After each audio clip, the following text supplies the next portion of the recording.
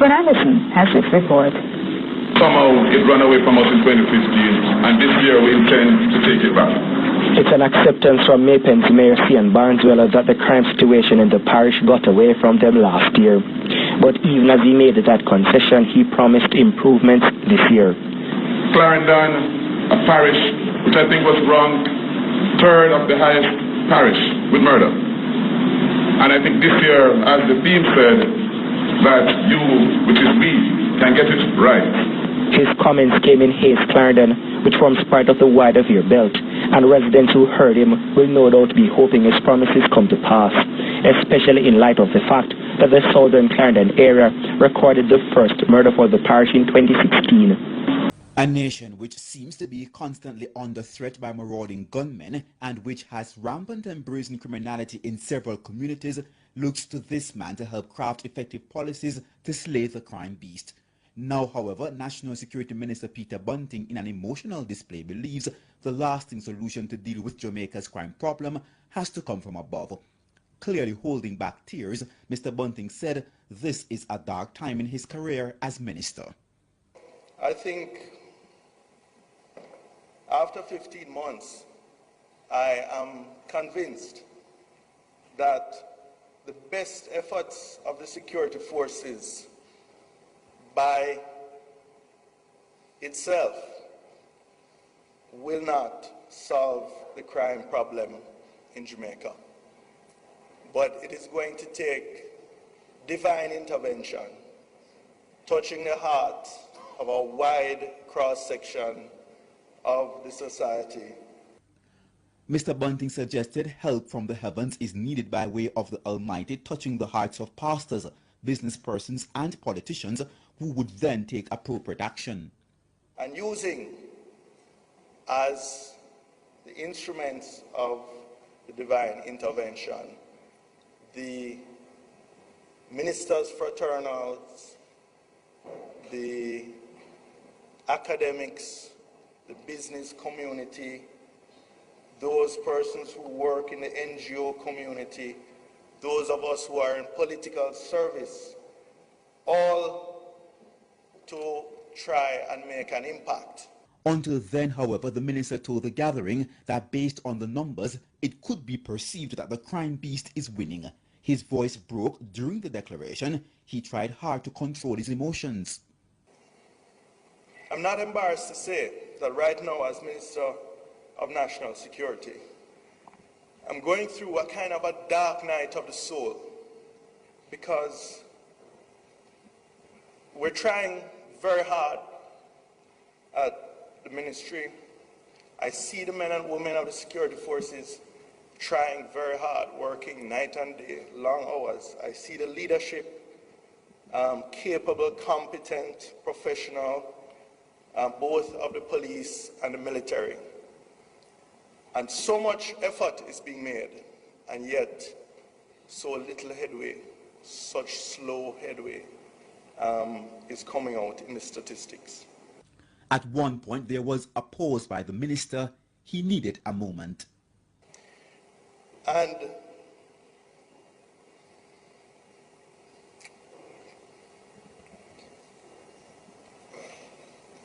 so what's keeping him going in light of the grim reality? The minister said he's clinging to faith. And it really takes a lot of faith to keep working and going in the face of this. And of course, I'm happy that I have so many persons of faith to encourage and support, not just myself, but all of the security forces at this time. So a call for help from a higher power to help save the nation. Many hope the prayer will be answered. Let it not be forgotten that the PNP ran this country for 18 and a half unbroken years. If you want to live safe in your yard, if you want to be able to fall asleep and let your door open, and wake up in the morning and still be alive, you cannot make the mistake of putting in. PNP You can sleep with your windows and doors open. Fantasy again. You will well recall when the Prime Minister said that if you vote for the PNP, you may lose your life. And that if you vote for the Labour Party, you'll be able to leave your windows and doors open. But I put to you what your critics say. They say you promised the country safety and security when seeking office, and that you're failing to deliver. And I suppose the more direct question is, what do you say to the men and women in tough communities across the country who have to be ducking gunshots and they live in fear literally every second that they could die? Right, so without question, that was not a promise, that was a commitment, and we remain absolutely committed to that. Having visited the first zone of special operation, that the people there, without prompting, came out and said, "Thank you, I can sleep with my window and door open." You make me sleep in the window. Long time I sleep in the window walking at the cool breeze. Now, some people take it as a joke, but they were serious. For many years, we've been making a point that the ratio of security forces, in particular police officers, to population is on the low end of the scale in Jamaica. In fact, between 2015 and the beginning of, there was no net increase in the number of police officers. It was over 2,000 below the established complement of the force. When we took over, the attrition rate exceeded the recruitment rate for the JCF. Today, that's not the case. Now, let's talk about recruitment, because whenever there are criticisms leveled at the government strategy, the alternative is to say, we need more police, we need more soldiers, we need more boots on the ground. There has never been more boots on the ground in law enforcement in Jamaica than there is today. Never.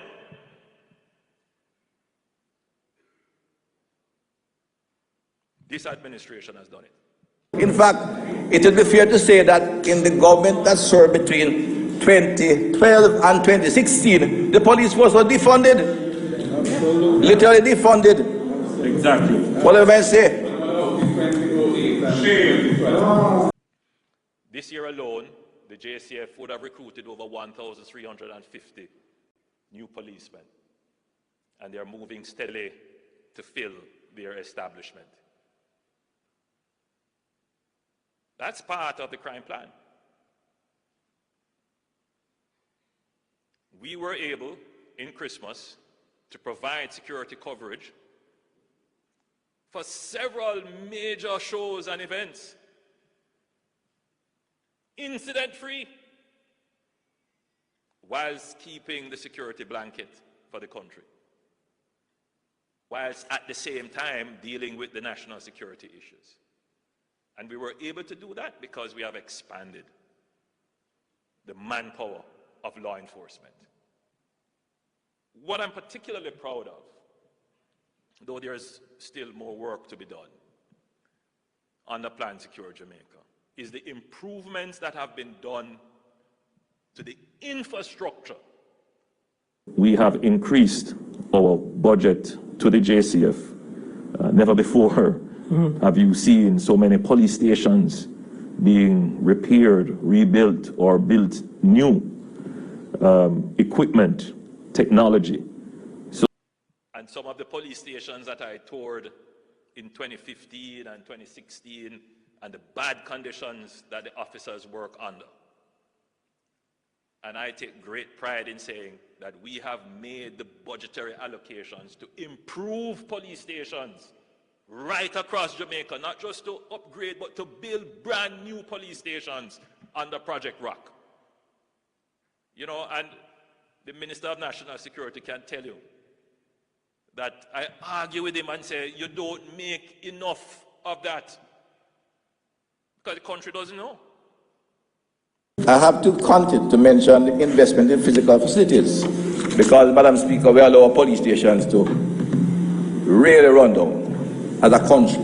Yes. Policemen were housed in old great houses and estate properties in some rural areas.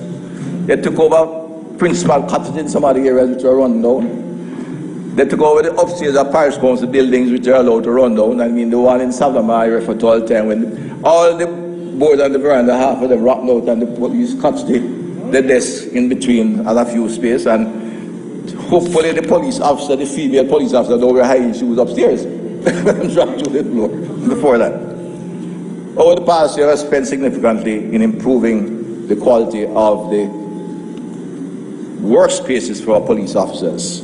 The job is not complete, but we have done over 121 out of the 186 facilities. The government has ensured partnership with the National Housing Trust to make a social investment fund, and of course the budget consolidated fund itself. So we have built 7 fit-for-purpose police stations across with JCF and refurbished a number.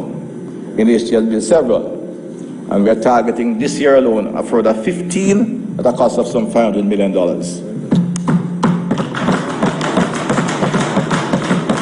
NHT will construct 5 new stations: Frome in Westmoreland, Little London in Westmoreland, Lacova in St. Elizabeth, and Chove in St. James and Stony Hill Police Station project.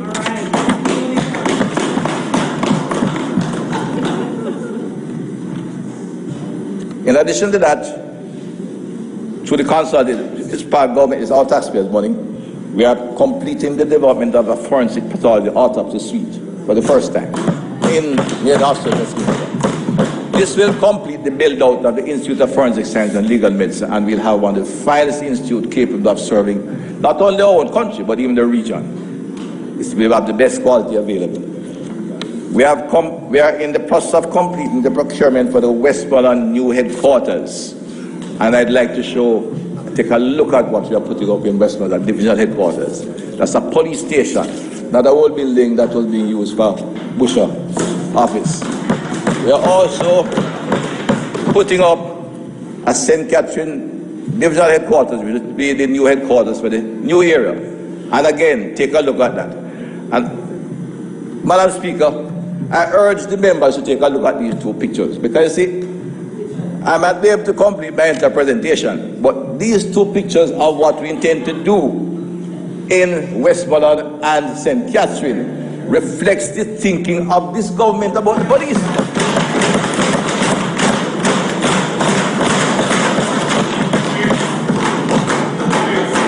These are modern, professional centers, efficient, functional, user-friendly and customer-friendly. Adequate working stations for professional men and women of the Jamaica Constabulary Force.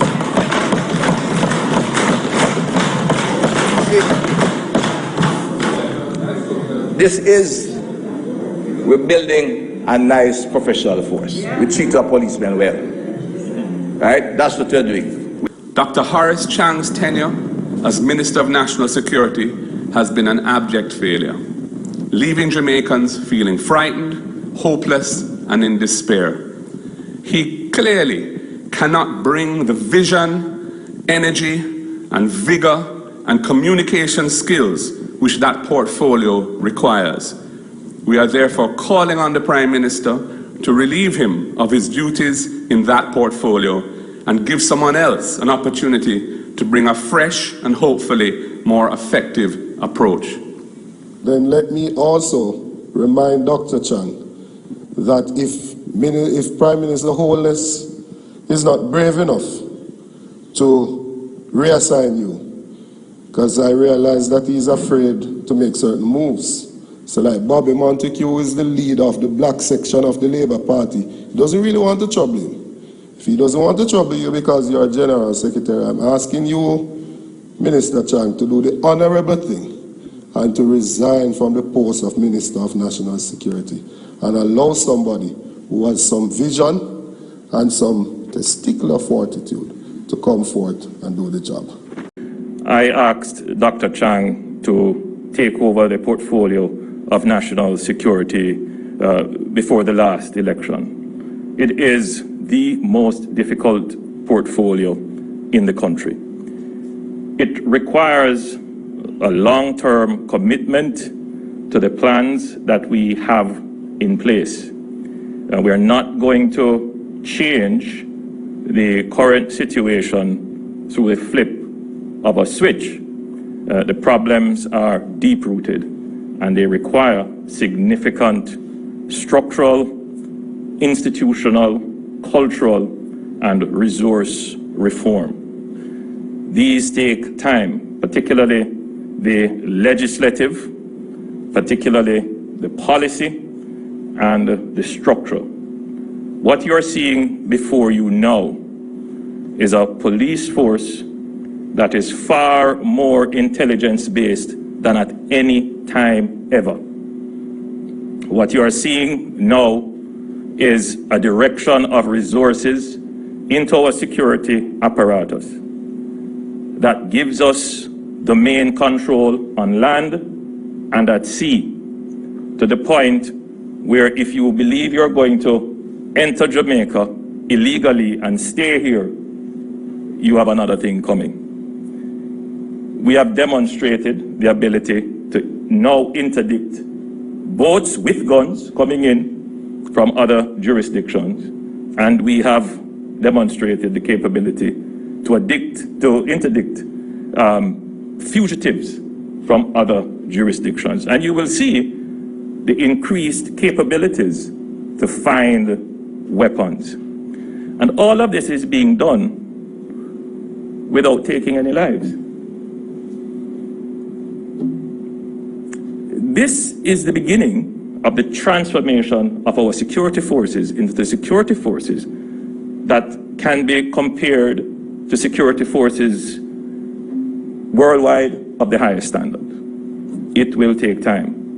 It therefore means that I cannot, at this point, unduly interrupt the plans laid and the institutional knowledge that has been gained, which Minister Chang has been at the helm of at the Ministry of National Security. I have full confidence in Minister Chang, in his knowledge, in his competence, and in his heart, which is to ensure that every single Jamaican is safe. Jamaica records decline in murders in 2024. The country ended 2024 with 1,139 murders, a reduction of 265 when compared with the previous year. The data from the Ministry of National Security says this represents a 19% decline in homicides. The ministry says 73 murders were recorded in December, the lowest monthly count since September 2014. In the meantime, National Security Minister Dr. Horace Chang has extended commendations to the JCF for what he says was their exceptional performance last year, which resulted in a significant reduction in the national crime statistics and one of the safest Christmas seasons the nation has experienced in decades. Minister Chang says the government remains steadfast in its commitment to advancing a strategic investment in the police force, empowering the officers to build on their success and achieve even greater reductions in murder for 2025. We don't promise, we deliver. An incensed Holness called Mr. Bunting rude, bright, and out of order. I don't just come and take figures glibly. I take my responsibility seriously. When I was leader of opposition of government business, I came to you, Mr. Bunting,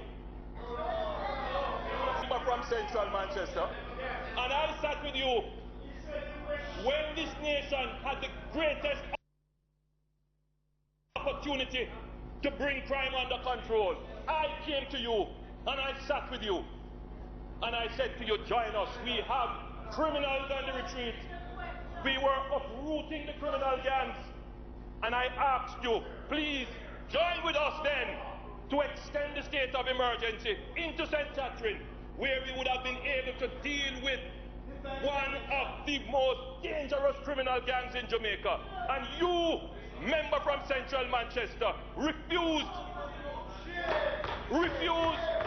Had we done that, we would have uprooted the most dangerous criminal gang in Jamaica. And today, Jamaicans would have benefited from the safer country. But you played politics then, and you are trying to play politics now. I will not allow you to do it. Jamaica will not allow you to do it. Don't ever come in here and try to bring politics in this.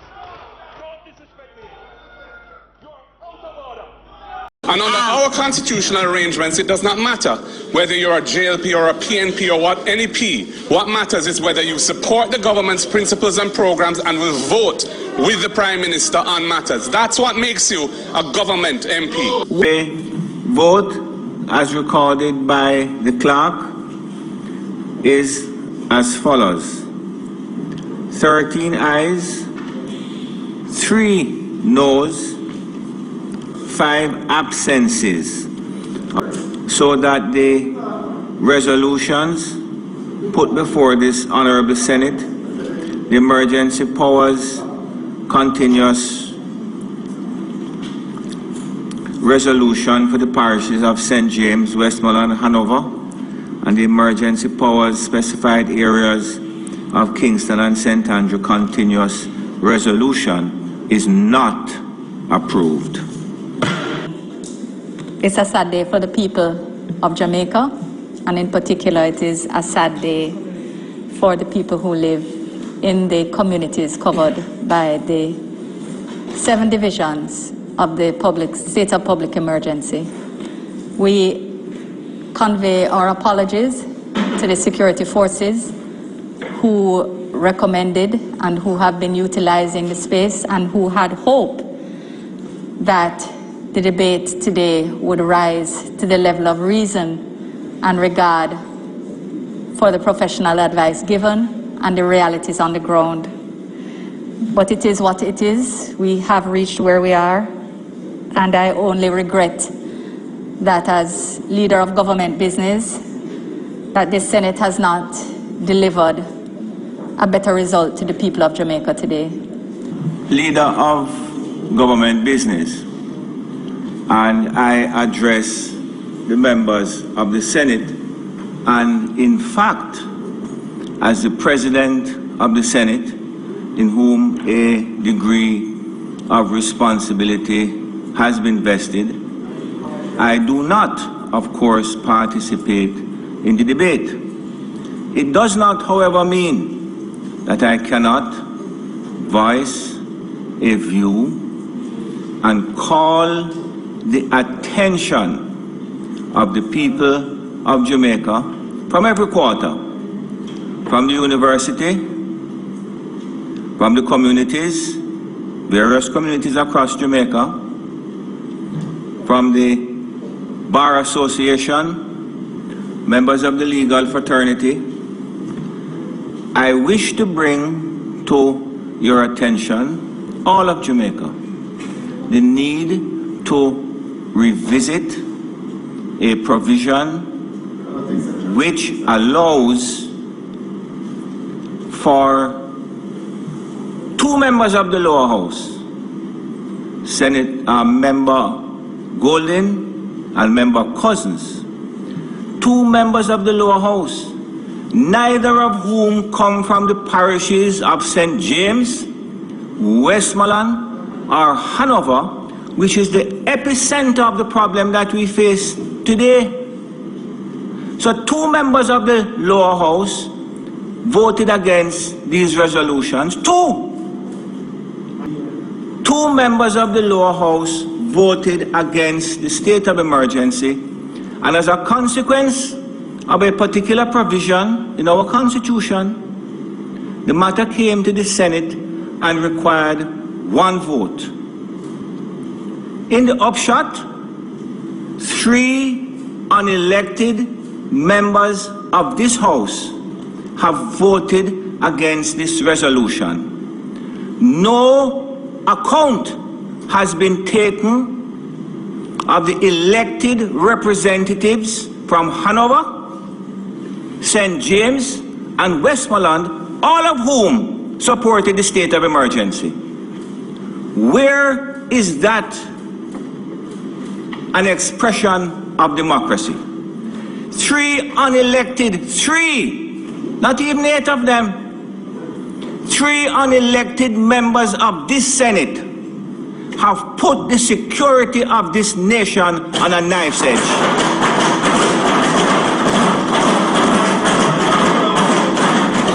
So I ask every member of this country, every citizen of this country, and those who reside beyond our shores. You tell me, there are 63 members of parliament, 2 of them, neither of whom, I think one of them represents an area under the state of emergency. 2 members of the lower house voted against this resolution, 2, and 3 unelected members. Senator Crawford, who is the only one who has remained here, Senator Bunting and Senator Morris, none of them who have anything to do with the parishes and the divisions where crime is making our citizens' life a nightmare. But let me tell you something. This country needs to revisit this provision because it flies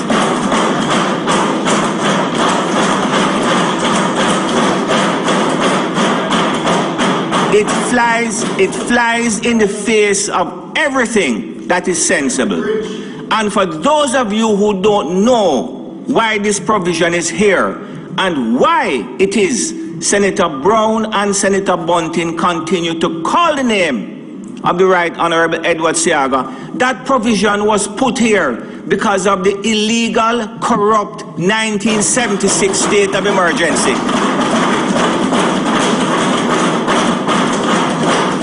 Now I am calling, Tom Tavares Finson, the President of the Senate, I'm calling on the head of the churches, I'm calling on civic organizations, I'm calling on the business community, the PSOJ, I'm calling on every sensible Jamaican to look at what has happened to here today and listen to me as I finally say. 2 members of parliament, not the entire opposition caucus, 2 and 3 unelected members of this Senate have put this country in grave danger. Commissioner of Police Anthony Anderson is also hereby being put on warning. The constitutionality of his use of the state of emergency is in serious doubt. As I have already shown, there are other tools in the toolbox for him to use and some others that the government needs to quickly deal with and address to provide him with, which should have been legislated for already. If the Commissioner cannot find another strategic approach to getting the crime problem under control within the next 60 days, I think he must call it a day as well and allow someone else to take up the mantle of Commissioner. Thank you. So I make no apologies for asking for SOEs because as a security professional, as somebody who knows this business, I know that if added to other things that we're doing, it will create a better effect. Thank you. That's all I'll say about SOEs. Finally, as it relates to major crimes, at the end of January, overall, major crimes are down by 31% when compared to last year. Murders were down by 34%, shootings down by 26%, rapes down by 47%, robberies down by 44%, and break-ins were down by 7%. Gun conflicts accounted for 65% of these murders, and interpersonal conflicts accounted for 22%, while 3% occurred in the furtherance of other criminal acts, and 10% are still being determined. We note the significant number of murders from interpersonal conflicts impacting police divisions.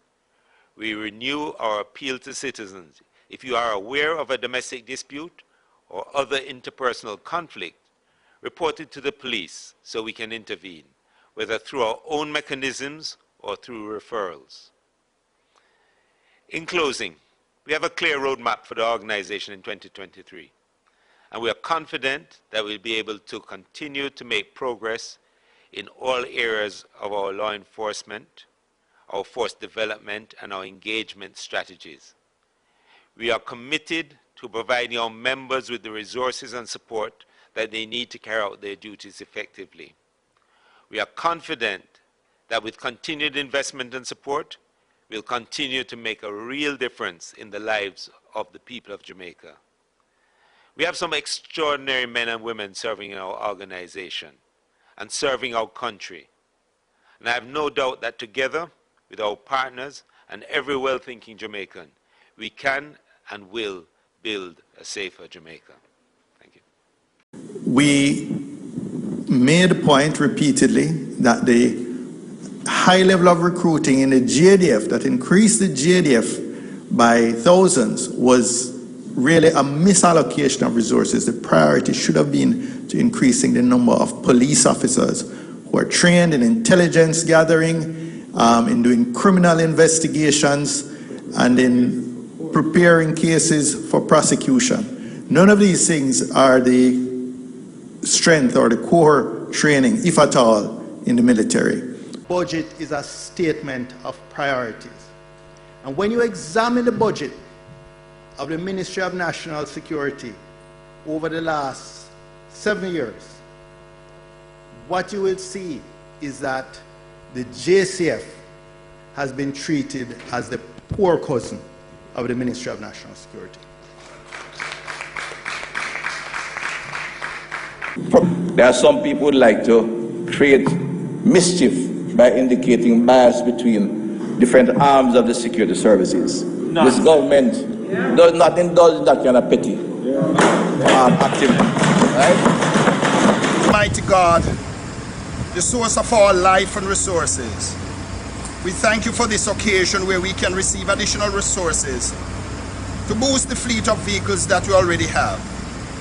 The transformation process of the JCF continues in earnest. We seek your grace and blessings in all our efforts. We appreciate the close collaboration with JCF with its parent ministry, the Ministry of National Security. And ask that the synergy that exists will continue to redound to the effective implementation of our mandate as we seek to provide peace and safety to our nation. We now seek your blessings on these 40 specially fit-for-purpose vehicles. Thanks to the ministry, the Deputy Prime Minister and Minister of National Security and the ministry for investing once again in building for us a better, more capable police force. We have 47 Mitsubishi L200s here that will deploy from here all over the country to support our citizens. These pickups have been modified to make them more fit for purpose for policing. And all of this is about rolling out a robust, very aggressive process of modernization.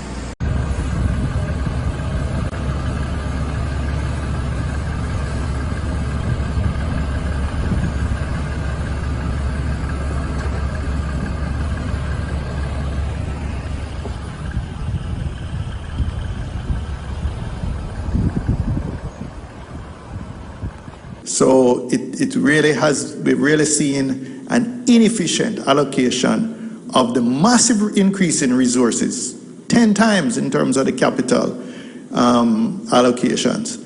And yet we're not seeing the results because the expenditure has not been in the priority areas. Petty nonsense. Look at the amount of resources. And you know the people who are talking of $16 billion. Level of investment that we have made. Never. Only part. But we have never put on the ground the level of investment that this government has made.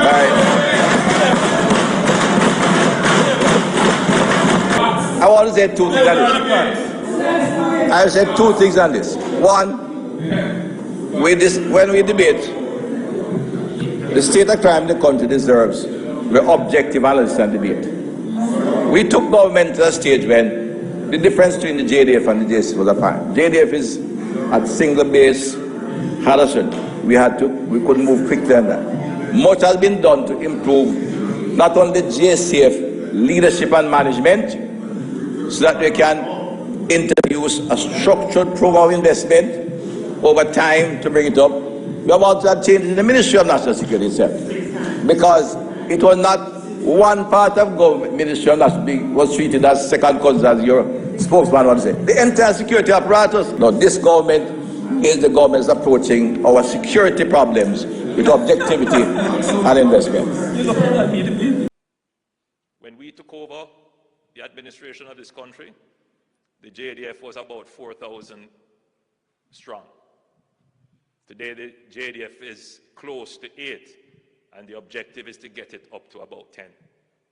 I don't think the public questions whether or not the government has placed the resources into the fight against crime and creating the national security cover for the country. And that was done under Plan Secure Jamaica. The challenge that we have now is that these investments take time to materialize. I know those of us who joined there in the 70s and 80s remembered a time when the regiment was deployed. It was in the back of PWD dump trucks. The vehicles borrowed from Ministry of Agriculture. Those were the vehicles that we had. Now, as I look around, I see lots of resources. The Ministry of National Security under Minister Chang has got as much as $20 billion in 1 year. 10 times the maximum I ever got. And the problem is that for the years of underinvestment in national security, the criminals have built up capacity in firearms, in organization of gangs, in control of communities, and in the financial resources, the means to commit crime in some areas of Jamaica in an almost unchallenged way. So, for example, during that period between 2014-15 and 2021-22, the recurrent budget increased from 50 billion to just over 80 billion. Now let us drill down to the JCF and the JDF. In that time, the JCF's budget, recurrent budget, increased by a third, about 33%. The JDF's recurrent budget increased by over 100%. 3 or 4 times the percentage increase that the JCF had. When we look at the capital expenditure side specifically, the JDF's capital budget peaked at over $12 billion. The JCF has not got even half of that. There are some people who would like to create mischief by indicating bias between different arms of the security services. No. This government does not indulge in that kind of petty activity. Right? Which is why we directed our budget to increase our Coast Guard capabilities. Never before in the history of Jamaica has the capabilities of the Coast Guard been so increased, and we're seeing the results of that.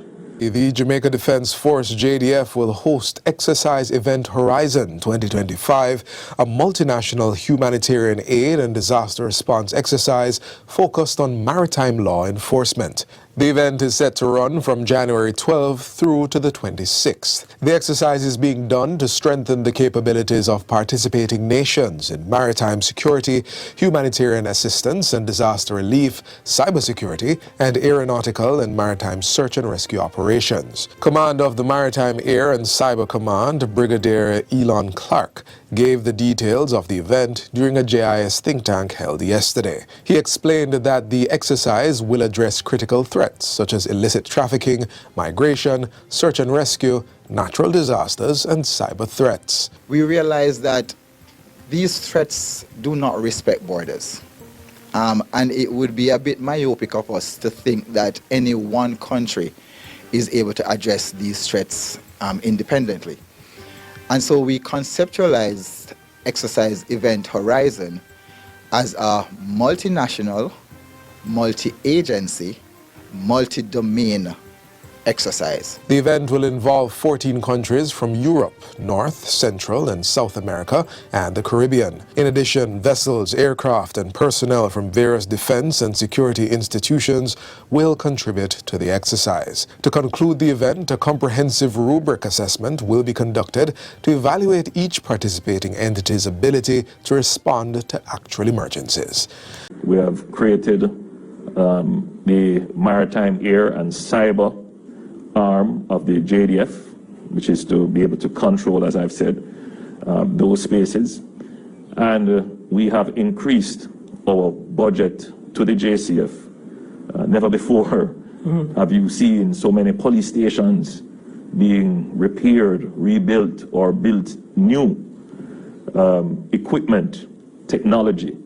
So I don't think the public questions whether or not the government has placed the resources into the fight against crime and creating the national security cover for the country.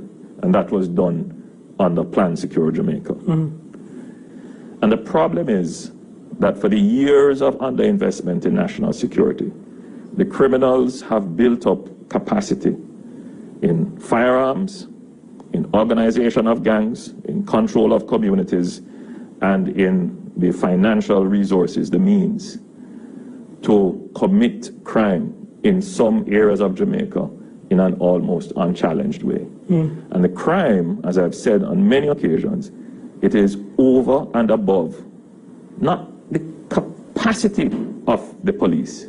That's not the accurate term. It is over and above what policing is designed to address. In other words, if this level of crime existed in any other society, the police in those societies would have a challenge. Because what we are seeing borders on terrorism.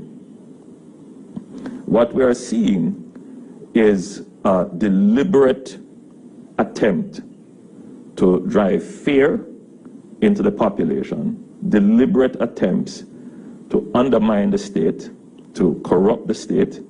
And, you know, it is interesting that a part of the testimony that came out in some of the trials of the gangs is that the gang leader saw the murder rate going down and gave instructions that they must increase the rate, they must go and kill more people. So there is intelligence behind the criminal activity that is taking place. Your party needs you now. It's time to step up and get busy and get wicked on them too. Right, you think this thing will come easy? You're fooling yourself. Nah, come easy, baby, right? Nah, give up this so easy. And the first thing, the first step in the journey, comrades, is to win back local government in the next election. When we do that, Jamaica, what's he say? The table turn. We look when the little boy Montague, you know, Minister Scandal, we call him. Because everywhere he go, scandal follow him. And he might talk about, yeah man, they love to see me in charge because he knows they can't win. Yeah man, go and talk them things there. Go and run up about them way the Minister Scandal. Because me I go amongst the people, them, and when me talk the people, them know some real. I mean, them heart, my heart is with them, and at them will come for serve. We don't come here so we scream. We don't come here so we make no money out of politics. We done make my money already. There are big liars in this country, big investment banker, and the whole of them know none but politics. We know business and that, we don't send it already for me and my family. We take this thing serious. Make some sacrifice so make we come through this time. We have built something together for people. We have built back the thing for the People's National Party, for Jamaica land we love. Make them come support the man. Give the chance to come and make sure they win. Because we want that man to come mayor for the whole of Clarendon. We want back Clarendon. Nothing you don't really know me, you know. Probably somebody has said me for the first time, I listened for the first time. We want to understand who he is. See? Because John will represent heart of the PNP. Yeah. I'm proud of them. And them give me a strength. We don't feel that no guy in a parliament can't tell me nothing. I just 14 away in there. But the 40, how much are them 49 of them? Enough of them now, nothing for say. Enough of them just dead like some empty barrel and be peering knives. We're not afraid of them. So the regular law enforcement methods are not going to immediately bring down the level of crime. So let's look at what are regular law enforcement methods. Let's look at what we have done with the interdiction of gangs. Now, again, never before in the history of Jamaica have we seen so many gangs being brought through our regular system of policing, meaning that we investigated, we arrested, we put together the cases, we brought evidence before the courts, and we went through a trial. And that process could take 2 years to interrupt the gang. And you have over 100 gangs operating with the limited resources of our investigations and dynamic operations to go and interdict and arrest and so forth. So you see the magnitude of the problem. So we are investing in regular policing in order to maintain public order. So I want the country to understand that we are not saying that regular policing can't work.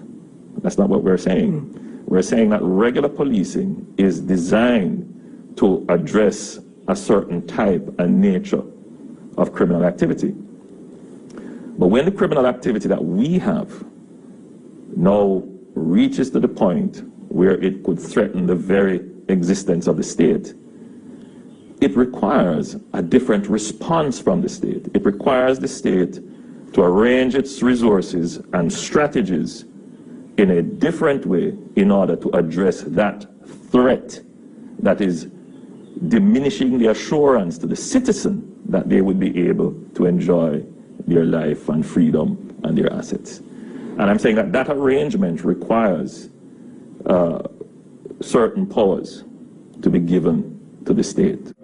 Commissioner of Police Major General Anthony Anderson and the Chief of Defense Staff Rear Admiral Antoinette Weems Gorman have aligned themselves as symbols of collaboration to introduce a joint anti-gang task force as efforts to curtail crime continue. Major General Anderson says extensive and thorough planning has gone into bolstering the effectiveness of the initiative. He says emphasis has also been placed on cross-training security officers. That is, providing police training for soldiers and military training for police personnel. This is expected to birth enough rounded security officers fit to execute the special operations that will be executed by the task force. He says there has also been training for sub-officers to prepare them to lead these groups. These sub-officers are also, physically we tested them at military standards and they met those standards pretty well.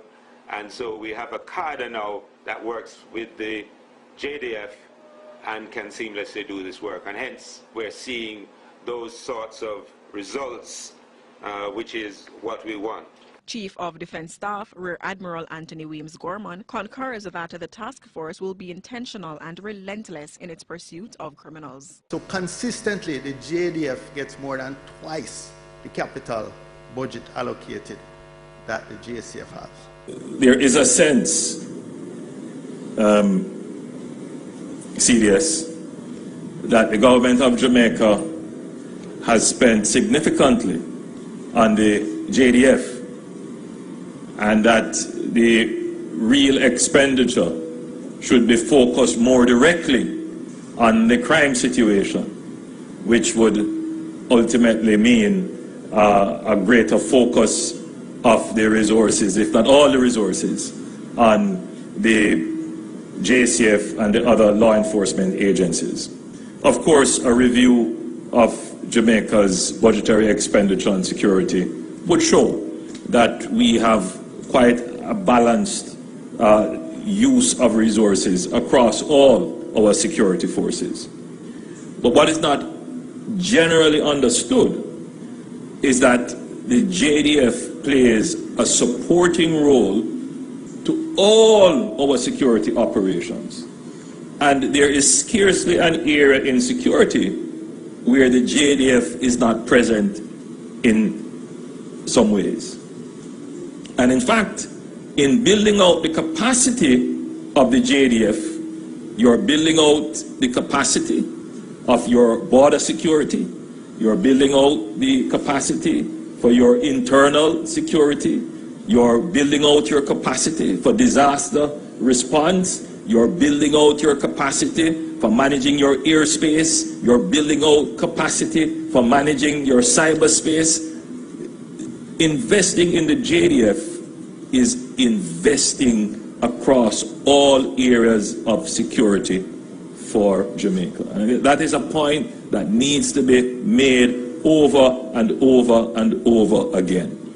There is a perspective that is in the minds of Jamaicans, less so now than before, that somehow we have our soldiers ensconced at Oak Park camp and not in the field. That is not the report that I have. The report that I have is that the JDF is stretched right across the island, carrying out all kinds of functions. They are sometimes the unseen protection. And our forces are fully utilized. And aside from the reports that I receive from the National Security Council, you know, as I move through the country, I do meet up on soldiers who, they are not complaining serious, don't get me wrong, they are not complaining, but they point out that they are on such long duties. In other words, they want me to know that they are very hardworking, that they don't always get the time to go home to their families, that they are on call for long durations. And that is the case, obviously, of a soldier. And our soldiers are being fully utilized. We have a duty, therefore, to provide them with the equipment, such as these, to ensure that they can function. Serious, not in comfort. I'm not proposing that. But that they can be efficient and effective in doing their duties. Though these vehicles look like they will carry you in good comfort through rough terrain and give you the protection necessary. These vehicles actually will add significant capacity to our disaster response capabilities. But they also give us increased visibility and presence in communities that are now challenged with high violence and crime. Armored troop carriers have been a part of the JDF's arsenal since the mid-1970s. In an effort to modernize our fleet, in 2013, we commenced the transition from the Cadillac Gauge Commander V-150 armored personal carrier to our present fleet of Thales Bushmaster protected mobility vehicles. The acquisition of the additional PMVs was a natural step given the force's now island-wide disposition. They will provide us with the increased capability to deploy PMV units within the respective geographical commands to enhance the effectiveness of the troops on the ground.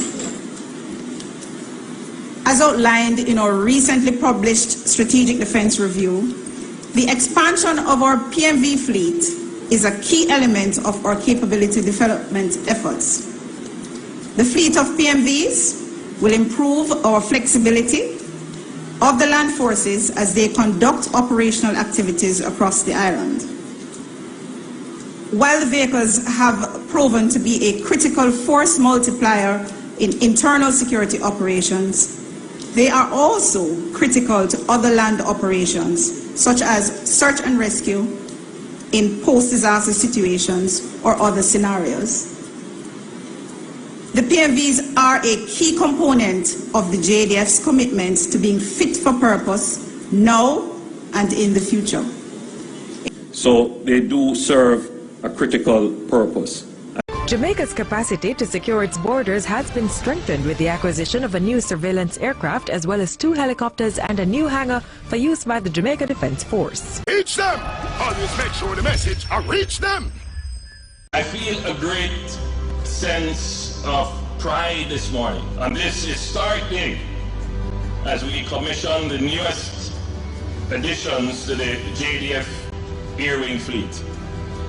The very first maritime patrol aircraft in Jamaica, 2 of 9 429 Bell helicopters that will certainly enhance Jamaica's capabilities. And it marks a single largest investment that any government of Jamaica has made in the area of security. And it marks a transformation in our approach to intelligence gathering and maritime security. Concepts such as border security may not be as familiar to the average man on the street. However, it is this very aspect of security that ensures that we can actually address the issues of crime and violence within our communities. In September, in my address to the UN General Assembly, I reinforced Jamaica's commitment to building a secure environment through combating the illicit traffic and trade in small and light arms. This starts with securing and enhancing our borders.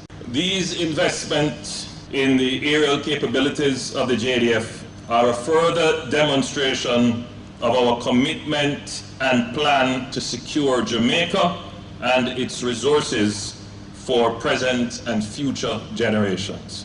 The acquisition of the Maritime Patrol aircraft will enable Jamaica, which has a maritime space 25 times its landmass, the ability to increase its maritime domain awareness, facilitate search and rescue and maritime interdiction. This is a critical component of the vision of increased security for Jamaica. So, as a result of what I consider an ill-advised and badly skewed expenditure, the force strength of the GSF has, on average, actually declined up to the end of last year. I don't know what it is, the number is as we speak now, and I know a lot of efforts are being made to build the recruitment capacity. So whereas, despite the massive increase in budget allocations to the ministry, the number of police personnel as at the end of last year was about what it was 5 years earlier, just below 12,000, well below the establishment of 14,000. We remain on target to recruit another 1,200 plus young Jamaicans to train as police officers in the financial year 2022-2023, that's this year. And as we did in 2021-2022, last year. Let me take this opportunity to invite any young person with the desire to put country above self, to make a difference and impact lives in a meaningful and positive way to apply to join the JCF. Now we continue to train additional motorcycle drivers as we expand our quick response team capability. Their agility and presence have allowed for more prompt responses, particularly in and around the town centers. We recently acquired additional motorcycles which have been deployed to St. Catherine North, St. Andrew North, St. Elizabeth, St. James police divisions, as well as to PSTEB. This will be an ongoing program throughout this year and into next year. In the comparable period, the JDF enjoyed a huge increase in both the approved establishment and in the actual strength of soldiers. And this what I consider excessive spending on the JDF, while not correspondingly increasing the strength or capacity of the police force, treating it as a poor cousin of the ministry, is one of the reasons we've had a challenge in reducing the murder statistics, the very violent crime statistics. And I have to wonder, are they in support of the criminals in the country? The Prime Minister says stronger efforts will be made to prevent the importation of illegal weapons. We are increasing our capacity to have domain control of our territorial waters. People wonder why we're spending all of this money.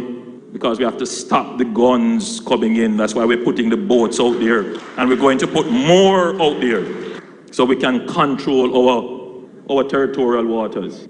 Talk about crime plan. It's the first time Jamaica has a plan that is being executed. And not just talk, money behind it. Done to strengthen the capabilities of participating nations in maritime security, humanitarian assistance and disaster relief, cybersecurity, and aeronautical and maritime search and rescue operations. That the exercise will address critical threats such as illicit trafficking, migration, search and rescue, natural disasters, and cyber threats. Now that is going to take time. It will take you at least 5 years for us to start to see the effect of these investments having the impact that we want on crime locally. So we're going to do a couple of things. First, we're going to enforce the law. And that is what we're doing.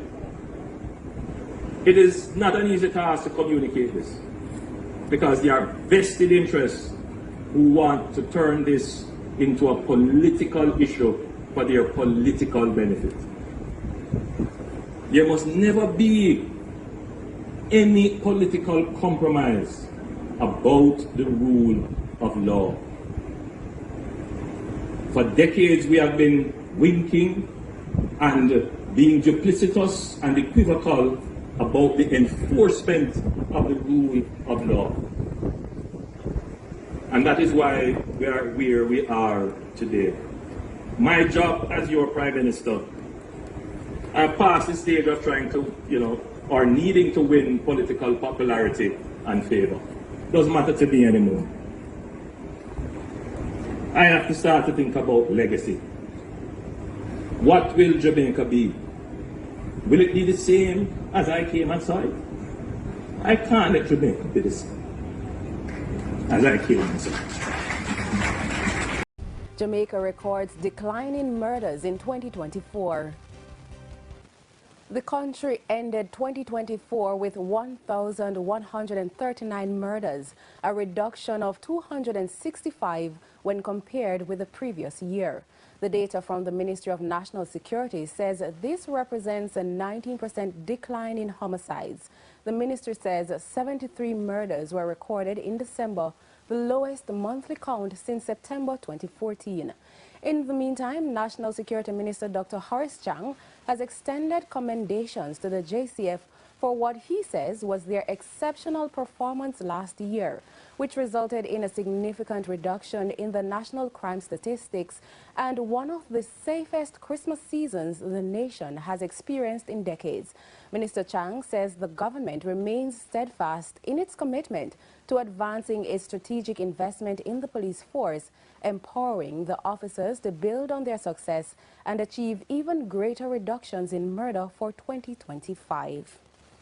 Police Commissioner Dr. Kevin Blake is defending the accuracy of the crime data from the Jamaica Constabulary Force. He addressed the issue in a video release earlier today. We have details in this report. One of the most significant outcomes of 2024 has been the 18% reduction in murders. Police Commissioner Dr. Kevin Blake in his last media release for 2024.